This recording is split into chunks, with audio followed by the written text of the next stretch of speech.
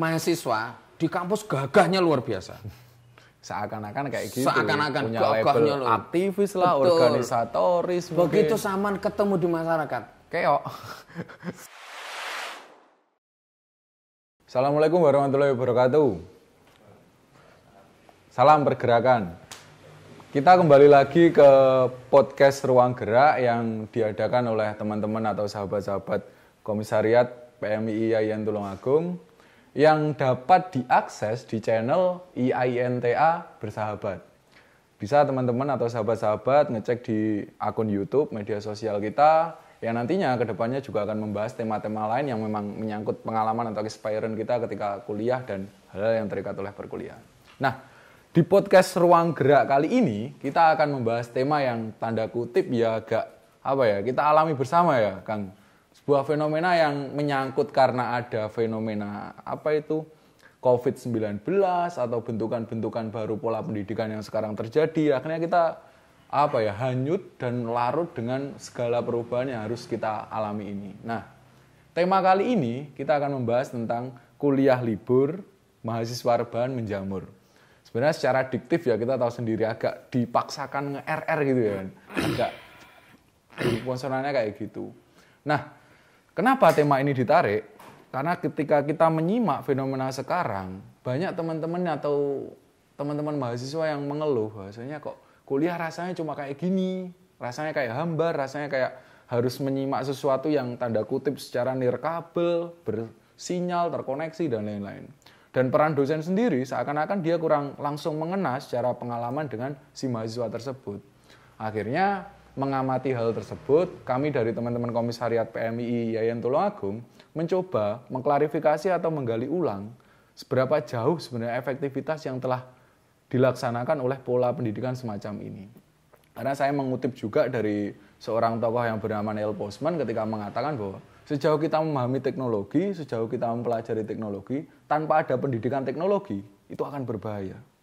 Karena kita dari kecil sudah disuntik dengan Microsoft Word, dengan Linux, dengan Windows, dan lain-lain, dengan internet, sampai kita lupa sebenarnya imbas apa yang terjauh dari sosial media itu sendiri. Nah, kembali ke podcast kali ini, kita akan mengundang senior kita dari Pergerakan Mahasiswa Islam Indonesia, yang ya boleh kita panggil beliau Kang Yuski ya kan.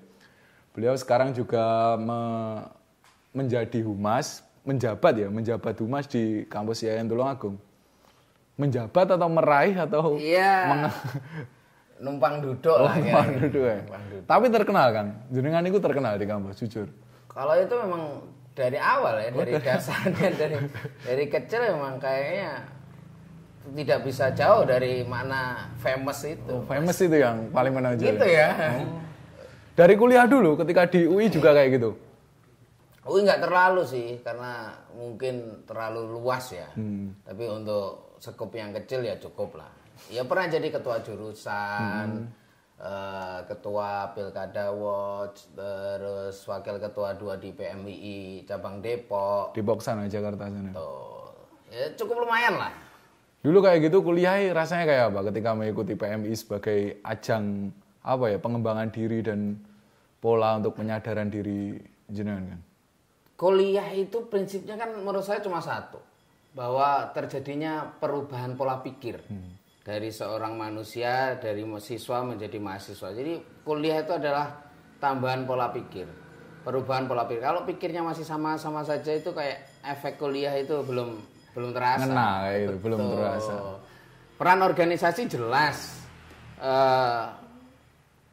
Kita nggak pernah bisa hidup itu sendiri. Betul. Satu, kedua. Homo socius. Ya. Yang kedua adalah kita nggak bisa hidup tanpa berbuat apa-apa. Itu yang penting. Jadi kebaikan, makna berbuat, makna kebaikan itu harus tersalurkan, harus berada dalam sebuah wadah, harus berjamaah karena Betul. Efeknya pasti akan jauh lebih besar. Sesuatu yang sifatnya kolektif pasti berimbas juga lebih banyak ya kan? Betul, pasti. Oke. Sebenarnya memang tadi yang Anda ceritakan tentang pengalaman kuliah sebenarnya agak berbanding terbalik ketika kita melihat fenomena sekarang. Saya tetap yakin dengan teman-teman yang lain. Betul. Seakan-akan kuliah di era sekarang hanya sebagai wadah agar uang jajan tetap dijatah. hal sepele seperti ini kadang yang merombak tatanan kesadaran kita untuk berani berjuang di gelanggang tarung perubahan sosial. Nah, kembali ke tema. Sebenarnya kalau kita melihat dari beberapa survei atau data yang muncul ketika efektivitas media itu digunakan, apakah memang benar teman-teman ataupun mahasiswa atau seluruh sekup siswa yang sekolah itu lebih menonjol di wilayah penggunaan medsos secara enjoyment-nya, maksud saya kesenangannya.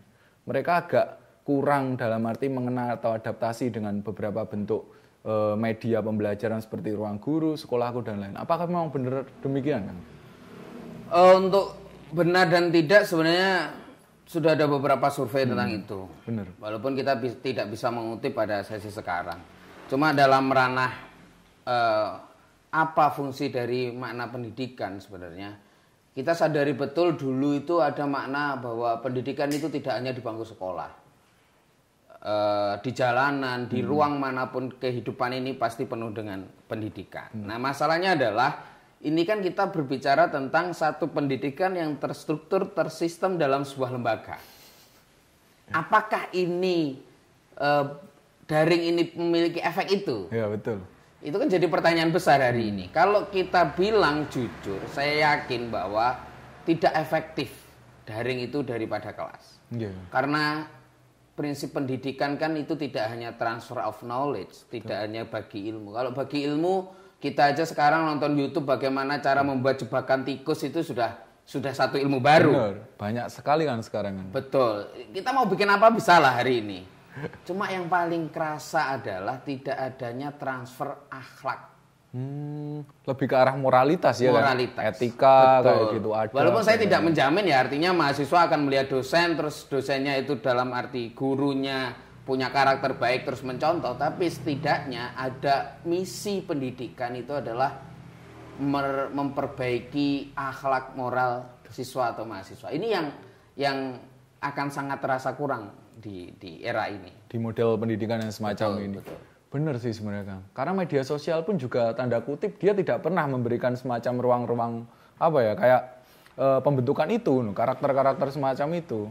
Kedisiplinan misal di ranah tertentu kita malah lupa waktu untuk terus bermain dan lainnya kan. Betul. Jadi saya ada satu cerita dulu. Waktu saya maba di UI, saya belum tahu jalan ini harus kemana. Saya tanya orang, tanya tukang ojek pada waktu itu. Mas, dari mana? Saya nanya jalan ya, harus ke tempat untuk antri bis pada waktu itu. Dari mana? Dari Tulungagung saya, Pak. Wah, sakti dong. Karena menurut dia Tulungagung itu terkenal santetnya, iya, betul. ilmu hitam ya kayak klinik gitu, lah kayak betul. gitu. Saya nangkep itu terus enggak Pak, saya enggak dibawain apa-apa itu. Pasti dipegangin ini. Saya cuma dipegangin ATM. Lebih jauh ke arah pendidikan ini. Di ruang yang rimba raya teknologi, saya bilangnya rimba raya teknologi, kita kan pasti butuh kompas. Betul.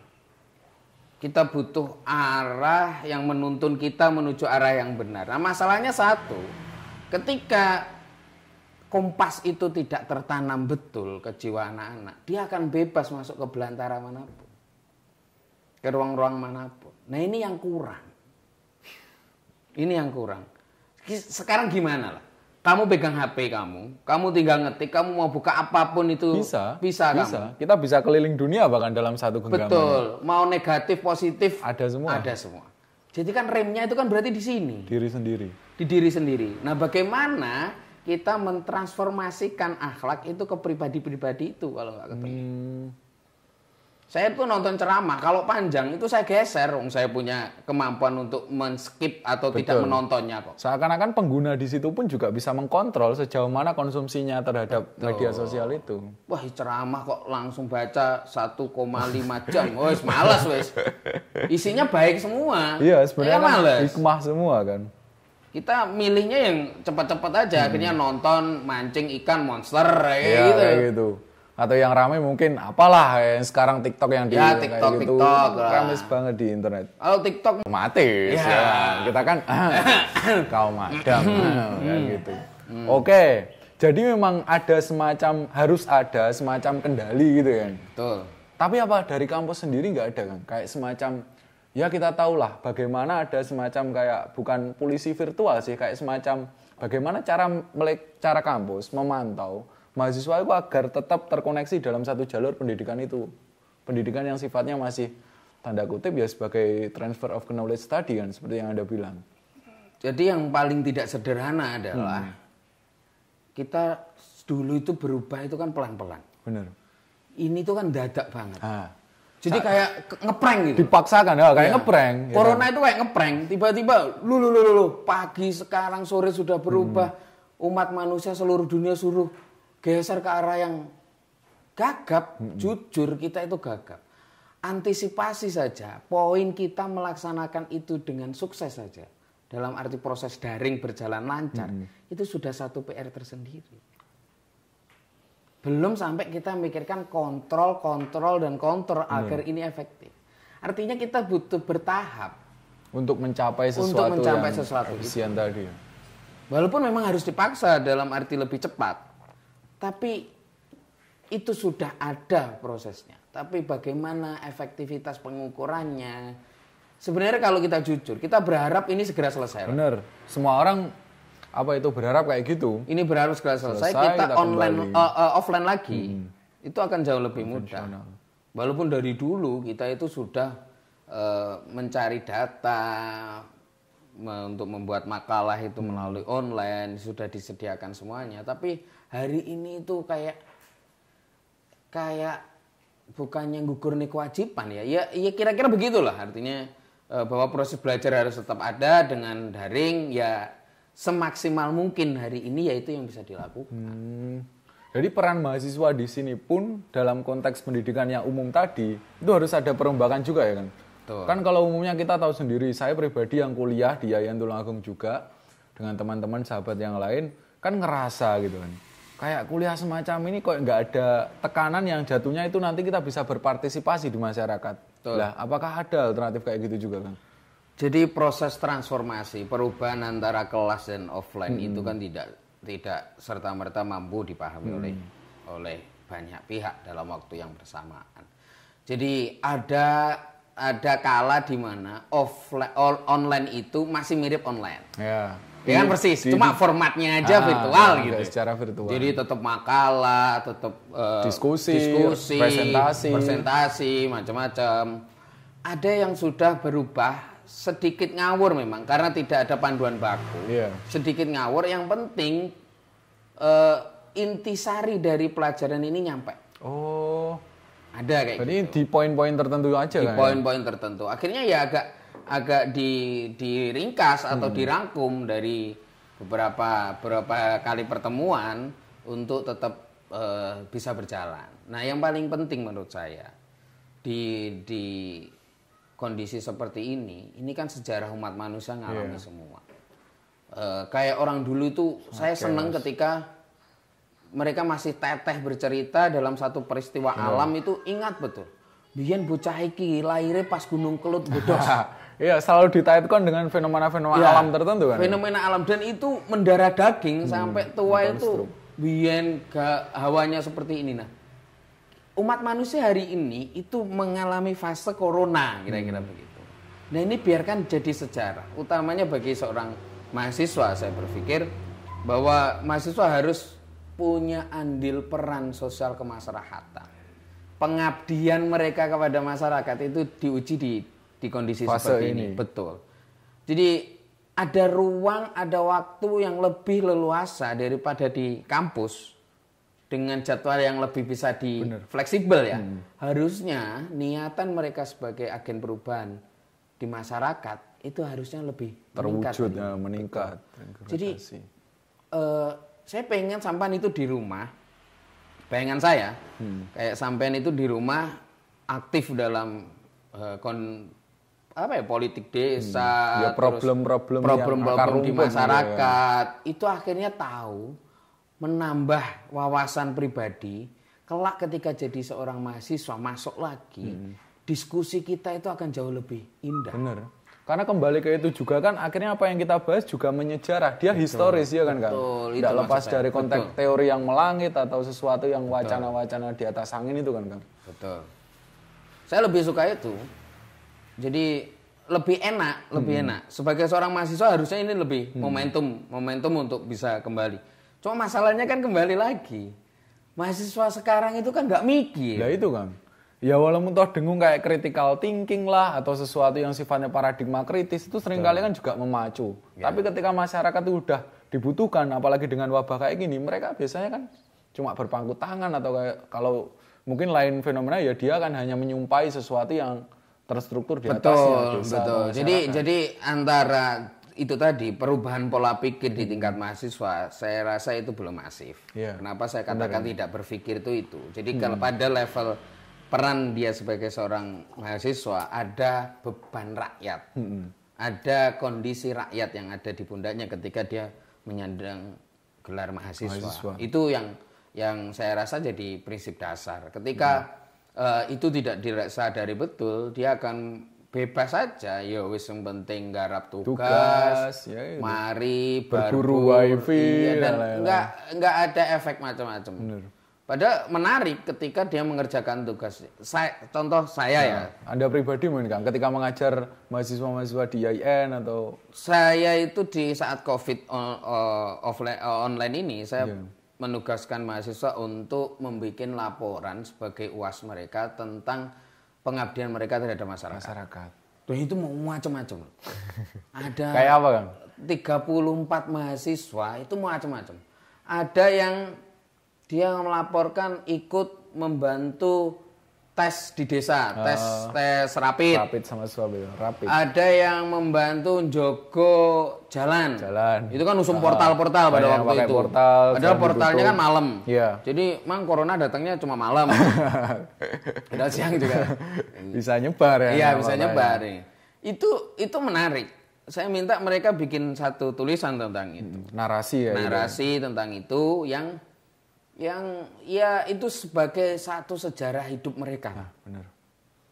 Jadi bapaknya dulu saat corona itu melakukan ini kira-kira begitu. Hal-hal sederhana itu mungkin menurut saya itu sudah tidak dirasakan. Iya.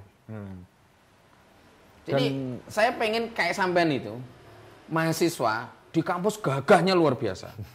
Seakan-akan kayak gitu. Seakan-akan punya label aktivis lah, organisatoris. Begitu saman ketemu di masyarakat, keok. Sama dianggap bocah. Iya, Kang. Benar. Faktanya emang kayak gitu. Betul. Walaupun pikiranmu itu jauh lebih cepat. Iya, daripada orang-orang di desa kayak gitu. Di situ kan sama belajar. Iya. Oh, ternyata ide yang bagus, visi yang bagus itu tidak mudah diterima di masyarakat. Betul. Seringkali kayak gitu, Bang. Ini yang maksudku belajar. Pada konteks yang lain, keilmuanmu itu apakah dibutuhkan sama masyarakat? Dan intinya kan pendidikan ya kembali ke inangnya ya masyarakat. Betul. Itu sendiri kan. Itu maksud saya. Tapi fakta yang terjadi mungkin, Kang, di generasi milenial semacam generasi angkatan saya, Mas Kaki selaku ketua KOM atau teman-teman. Oh iya, Mas Kaki yang ganteng itu ya. Yang rambutnya agak panjang. Oh iya. Itu kan kayak gini, Kang. Kita kayaknya sebagai manusia udah nggak mungkin lepas dari berhala yang nama gadget.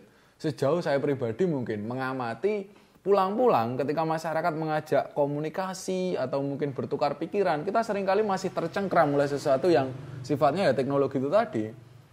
Apakah ya memang kita harus menumbalkan ke generasi kita sebagai identitas generasi kita, maksud saya sebagai generasi yang lebih futuris, maju dan tanda kutip ya agak intelek, hingga harus melepaskan itu hanya demi ditumbalkan untuk masyarakat kan? Atau kita menjeda itu sebagai sebuah tidak perlu dijeda, tidak perlu dihitam putihkan, tapi perlu diketemukan, disinergiskan antara dua pola kayak sekarang gitu. Gini, banyak hal yang bisa kita bantu masyarakat, masalah masyarakat itu dengan teknologi. Sebenarnya, cuma yang jadi masalah adalah ketika kamu menguasai teknologi, kamu itu tidak ngerti masalahnya masyarakat. Kita lepas kontrol dari itu seakan-akan. Karena bujuk rayu dari teknologi itu udah sedemikian banyak kan. Betul. Sekarang sederhana. Di satu wilayah itu isinya kolam ikan. Ya, wirausaha lah misalnya. Wirausaha. Kamu mikir gimana efektif cara ngasih makan ikan di saat orangnya sibuk. Bikin satu alat bisa ditelepon melalui HP, alatnya bergerak sendiri ngasih pakan ikan sesuai takaran. Iya, kayak gitu. Itu sudah ada. 3-4 tahun lalu saya sudah ngobrolin itu. hari ini mungkin masih banyak yang bisa dijawab. Adaptasi ya, dijawab atau diselesaikan oleh problematika itu. Cuma ya itu, anak muda ngerti teknologi, tapi sense empati sosialnya, moral lah kayak itu kurang. Nah, ini kan perlu ditemukan. Karena ya sesuai dengan kaos ini. Kau adalah aku yang lain. Kau adalah aku yang lain. Bahwa kamu dan aku itu sebenarnya sama. Benar. Kadang kan tren kayak gitu ya lahir ketika kita kuliah sendiri akhirnya seakan-akan pongah sombong kayak gitu loh Kang. Melihat masyarakat kan sebagai ya masyarakat tak terdidik ya gitu seakan-akan. Itu yang kadang juga salah banget kan ketika itu satu. Kedua, malah dia karena tidak menyadari bahwa dia adalah mahasiswa. Dia khilaf dari posisinya sebagai agen yang harusnya pulang ke rumah kayak gitu. Iya. Kembali lagi ke podcast Ruang Gerak kita. Ya memang perbincangan semacam ini kayaknya perlu diulas terus ya. Karena melihat sejauh pergulitan teknologi yang sedemikian masif dan pendidikan yang harusnya juga adaptif dengan pergulatan itu, kayaknya kalau kita berhentikan dalam skup-skup tertentu yang tanda kutip tidak kontekstual dengan problem kekinian juga akan salah gitu kan. Tapi menurut Anda pribadi Kang, hal sederhana apa yang bisa kita tanamkan khususnya untuk teman-teman maba nanti yang bakal menjadi mahasiswa baru dan masuk di Yayan Tulungagung khususnya di kampus kita. Di wilayah pendidikan teknologi untuk fenomena Covid ini. Ntar bagaimana mereka merespon materi, ntar bagaimana cara bentuk mereka kuliah baru, dan apakah mungkin ya kan ada bentuk mahasiswa baru selepas model-model kayak gini. Kutu gadget misal, kalau dulu kan citranya kutu buku, sekarang banyak keseluruhan kutu gadget. Mereka kuliah ya lihat PDF selesai ya kan, diskusi ya hanya sekedar pakai VN misal, voice note, atau mungkin ya tadi seperti yang Anda katakan, kita nggak punya kiblat virtual yang jelas itu loh, yang seakan-akan menjadi chaos di zaman ini. Itu yang menarik sebenarnya. Itu satu tantangan baru yang menjadi sebuah keniscayaan. Kita nggak bisa ngomong nggak mungkin kita pakai teknologi, itu nggak mungkin. Iya, itu munafik banget kalau gitu. Munafik, itu satu. Kedua, ketika saya sempat berpikir nakal ya. Iya, kayak apa kan? Jangan-jangan kita itu memang digeserkan untuk berubah. Entah konspirasi lah dari beberapa tanda kutip elit global kayak gitu. Takutnya orang yang selamat itu malah orang-orang yang nirkabel. Mungkin nggak itu? Bisa saja. Soalnya ditopang sama itu kan teknologi sendiri juga akhirnya menciptakan semacam kayak budaya konsumtif yang masif ya kan. Dan mereka melupakan sesuatu yang lebih esensial, pengembangan skill diri itu tadi. Itu yang berkurang. Artinya gini, kita ngobrol berempat lah. Kita akan ngobrol diskusi serius itu paling 10-20 menit. Setelah itu kita akan kembali lagi ke dunia kita masing-masing. Benar. Iya kan? Iya. Apakah ini bisa diantisipasi? Harusnya bisa. Cuma dengan kondisi yang mereka lahir waktu kecil, lahir sejak kecil sudah ngerti teknologi, ya dunia mereka ya itu. Jadi wacananya sederhananya gini, kita bagaimana mewarnai dunia, dunia kita. Benar. Jadi masa saya itu berbeda, bagaimana saya mewarnai dunia pada masa saya. Maba sekarang itu dunianya seperti itu, bagaimana mereka mewarnai dunia mereka. Dengan cara khasnya sendiri. Jadi saya nggak suka sebenarnya kaum tua itu mengatakan konservatif kayak gitu kan. Iya, apa ini mahasiswa sekarang ini tidak kreatif macam-macam. Sebenarnya nggak suka saya. Mungkin ketidakkreatifan dia itu karena sudut pandang dia yang masa lalu. Ya dia masih pakai perspektif kuno kan untuk membaca masyarakat yang sudah maju kayak gini. Betul. Nah, menjawab pertanyaan tadi, sebenarnya yang dibutuhkan mahasiswa adalah penggugahan rasa empati itu tadi. Dan tanggung jawab sosial. Kayak gitu ya. Betul. Secara personal, saya mahasiswa. Ada tugas-tugas kuliah yang bisa saya lakukan. Dosen mendorong agar tugas itu selesai, tapi aktual. Iya.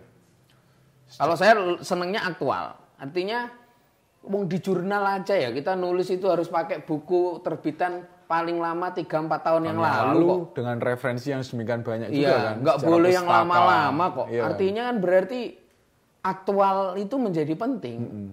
Jadi terbaharui kayak misal saya tugas bagaimana teks ceramah para ustadz waktu itu. ya silakan untuk melihat ceramah di wilayah masing-masing. Dengan pola budayanya masing-masing. Pola budaya masing-masing. Itu akan jauh lebih menarik. Nah, kesadaran itu yang penting. Jadi biarkan mahasiswa sekarang dunianya. Saya yakin andai kata kita bisa mengerti dunia itu, kita bisa mampu memahami, itu pasti akan ada lompatan untuk peradaban kemanusiaan. Lebih maju.